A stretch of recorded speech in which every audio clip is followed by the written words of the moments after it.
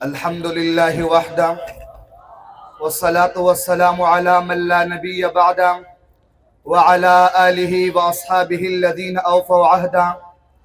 أما بعد فأعوذ بالله من الشيطان الرجيم. بسم الله الرحمن الرحيم. ولا تقولوا لمن يقتل في سبيل الله أموات بل أحياء ولكن لا تشعرون. وعن أنس رضي الله تعالى عنه قال قال رسول الله صلى الله عليه وسلم الانبیاء احیاء فی قبورہم یصلون او کما قال علیہ الصلاۃ والسلام. میرے انتہائی واجب الاحترام قابل تقریم معزز سامعین کرام، میرے قابل قدر اساتذہ کرام و منصفین عظام، مجھے آج جس موضوع پر لب کشائی کرنے کا موقع ملا ہے وہ ہے عقیدہ حیات النبی صلی اللہ علیہ وسلم. معزز سامعین کرام، عقیدہ حیات النبی اہل سنت والجماعت احناف دیوبند کے اجماعی عقائد میں سے ایک اہم عقیدہ ہے، لیکن جس طرح اسلام کے دوسرے اہم عقائد کو معاف نہیں کیا، کسی نے ختم نبوت جیسے محکم عقیدے کا انکار کر کے ملت بیضا کی دیوار میں دراڑیں ڈالی، تو کسی نے حب اہل بیت کے حسین عنوان کے دامن میں رہ کر اصحاب پیغمبر کے تقدس کو پامال کیا. انہی فتنوں کی لڑی میں ایک فتنہ انکار حیات النبی کا ہے جس نے اس اجماعی موقف سے انحراف کیا. انہوں نے تو نام قرآن اور توحید کا لیا لیکن اس عقیدے کو شرک کا چور دروازہ کہا.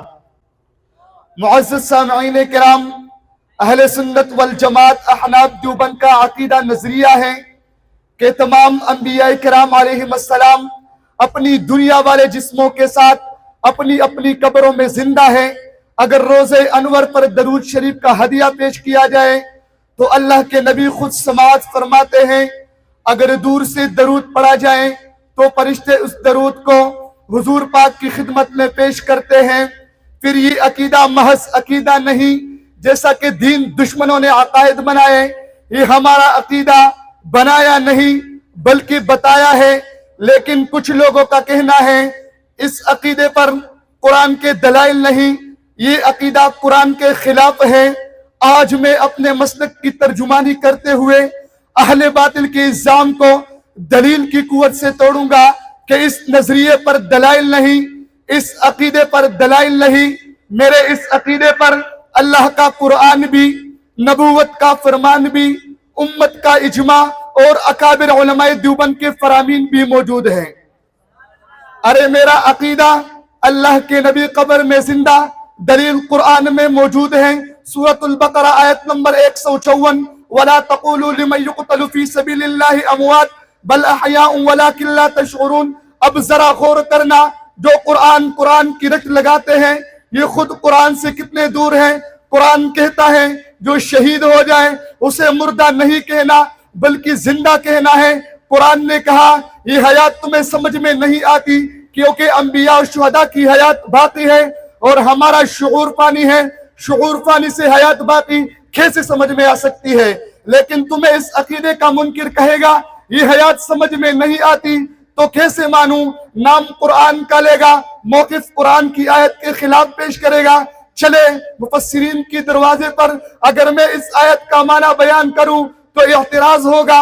مفسرین سے پوچھتے ہیں، مفسر عظیم قاضی ثناء اللہ پانی پتی رحمہ اللہ اس آیت کی تفسیر میں تفسیر مظہری میں لکھتے ہیں اگر باقی شہداء کو حیات حاصل ہے تو انبیاء کو اس سے بڑھ کر حیات حاصل ہے. میرے اس عقیدے پر کہ اللہ کے نبی قبر میں زندہ، سورہ آل عمران کی آیت نمبر 169 وَلَا تَحْسَبَنَّ الَّذِينَ قُتِلُوا فِي سَبِيلِ اللَّهِ أَمْوَاتًا موجود ہے. مصنف کتب کثیر علامہ سخاوی اپنی کتاب القول البدیع صفحہ 173 پہ لکھتے ہیں فَإِنَّ الشَّهَادَةَ حَاصِلَةٌ لَهُ صلی اللہ علیہ وسلم علی اتم الوجوہ بأنه شہید الشہداء. حضور شہید الشہداء ہے، سید الشہداء ہے، باقی شہداء کو شہادت آپ کی وجہ سے ملی ہے، لہٰذا پیغمبر باقی شہداء سے قوی حیات رکھتے ہیں. توجہ رکھنا، میرا عقیدہ اللہ کے نبی قبر میں زندہ، دلیل نبوت کے فرمان میں موجود ہے. صحیح مسلم کی روایت جلد 2 صفحہ 268 عن انس بن مالک رضی اللہ تعالی عنہ ان رسول اللہ صلی اللہ علیہ وسلم قال رأيت وفي روایت حداب مررت على موسى ليلة أسري بي عند الكثيب الأحمر وهو قائم في يصلي في قبره حیات فی القبر کی دلیل مستدع ابی یعلا صفحہ 658 عن انس رضی اللہ تعالی عنہ قال رسول اللہ صلی اللہ علیہ وسلم الانبیاء احیاء فی قبورهم یصلون. میرا عقیدہ اللہ کے نبی قبر میں زندہ، دلیل امت کا اجماع ہے. مصنف کتب صحیح علامہ صحابی القول البدیع صفحہ 173 پہ لکھتے ہیں وَنَحْنُ نُؤْمِنُ وَنُصَدِّقُ بِأَنَّهُ حَيٌّ يرزق في قبره وأن جسده الشريف لا تأكله الأرض والإجماع على هذا. اس بات پر اجماع ہے. میرا عقیدہ اللہ کے نبی قبر میں زندہ. میرے اکابر کو دیکھ. ثانی ابو حنیفہ مفتی رشید احمد گنگوہی رحمہم اللہ فتاوی رشیدیہ میں لکھتے ہیں یہ اجماعی عقیدہ ہے. مقام حیات میں دارالعلوم دیوبند کا فتویٰ چھپا. یہ اجماعی عقیدہ ہے. پھر میں ان عقل پرست کی طرف مخاطب ہو کر کہوں گا کہ اللہ کا قرآن بھی میرے تائید میں، نبوت کا فرمان بھی میرے تائید میں، امت کا اجماع بھی میرے تائید میں. ہاں مجھے کہنے دیجئے جو اللہ کے قرآن کو، نبوت کے فرمان کو، امت کے اجماع کو نہ مانے وہ نہ تو کل دیوبندی تھا اور نہ آج دیوبندی ہے.